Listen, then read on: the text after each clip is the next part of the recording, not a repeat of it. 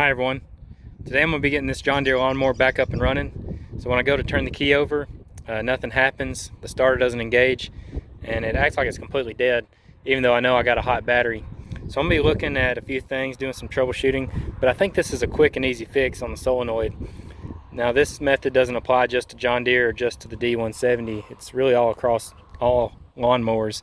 The first thing you're going to want to do is engage the parking brake. So on these John Deeres, engaging the parking brake over there on the left side, that'll allow you to start the engine without being in the seat. I'll go ahead and show you what it does. So when I try to turn it, I just get nothing. You don't hear or see anything. Now the lights will turn on, and I know I have a hot battery because I put a jumper box on it, and still nothing. I suspect the solenoid on this is bad, and to test it I'm going to use a multimeter.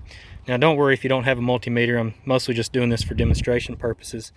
So this solenoid, it connects, one end goes directly to the battery, and then the other end goes to your starter. So you got a wire going to your starter, then you wire going to your battery. And what all that solenoid does is when you turn the key over, it bridges that connection between those two wires. So what I'm going to do is I'm going to turn the key over, look at my multimeter, see if I get anything. Yeah, so nothing on the multimeter. Now if you were reading some voltage on there, then you could suspect that maybe your starter was bad, but I'm getting no power to my starter to begin with. And I can test my battery, and when I do that I'm getting 12.5 volts, which is plenty to turn over the starter. Another quick and easy way to test this, you can make the connection yourself. Since this is a simple relay, you could connect these two wires to jump it off and get it started. Long term you really need the part, but you could connect this wire here directly to the battery, or get yourself a good insulated screwdriver and lay it across these posts here, and you'll see that it will turn over the starter if it's a solenoid problems. For about 15 bucks you can get you a new solenoid. I got this one on Amazon.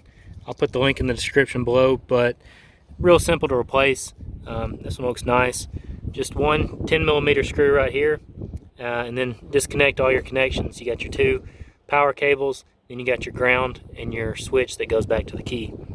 Got the solenoid swapped out. It was pretty easy to change.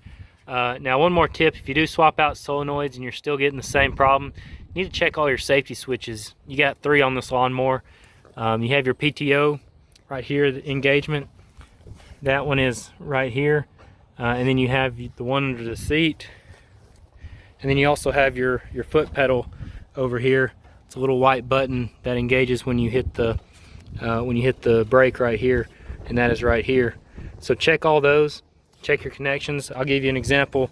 This one here, I think, was one of my problems.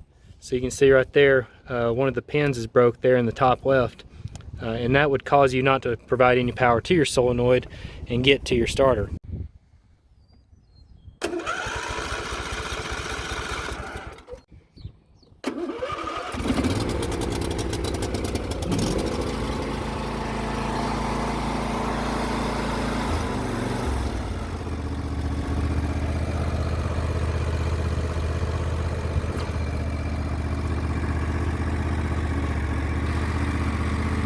I was able to take the old solenoid apart if you're interested in how that works.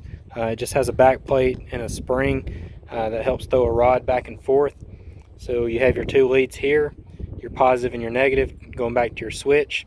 When that's energized, it runs through a coil. That coil acts like an electromagnet. Take it back and I'll show you the windings. So here you just have some windings, and now in the center of that you have this rod.